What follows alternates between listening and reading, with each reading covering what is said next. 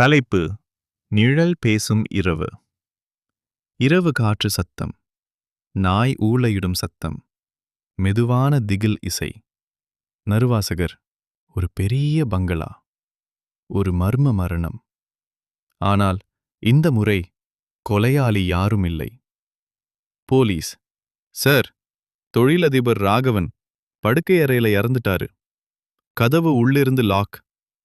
Detective Arjun: ஜன்னல்? Police: அதுவும் lock தான் சார்.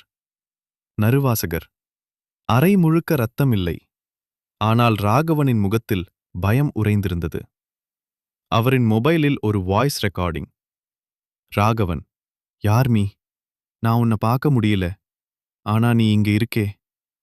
திடீரென கத்தல். சத்தம் முடியும். ராகவன்: யார் மீ? நான் உன்னை பார்க்க முடியல. ஆனா நீ இங்க இருக்கே. திடீரென கத்தல். சத்தம் முடியும். போலீஸ்: சார், இதுல யாரோ இருக்கு போல. டிடெக்டிவ்: யாரும் இல்ல. ஆனா யாரோ இருக்கிற மாதிரி அவர் நினைக்க வச்சிருக்காங்க.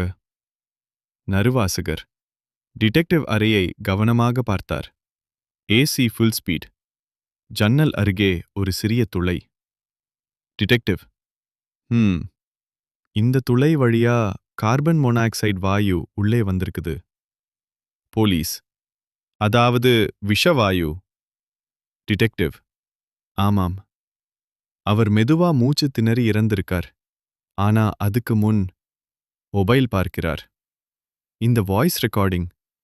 யாரோ அவரை பயமுறுத்தி மன அழுத்தம் கொடுக்க வச்சிருக்காங்க.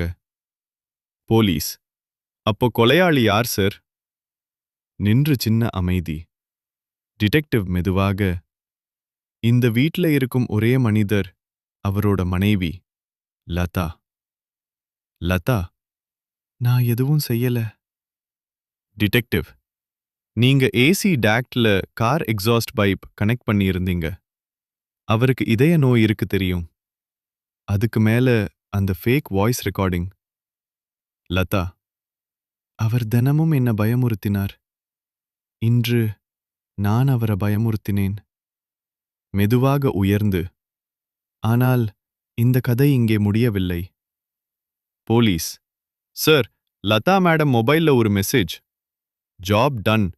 Transfer the amount.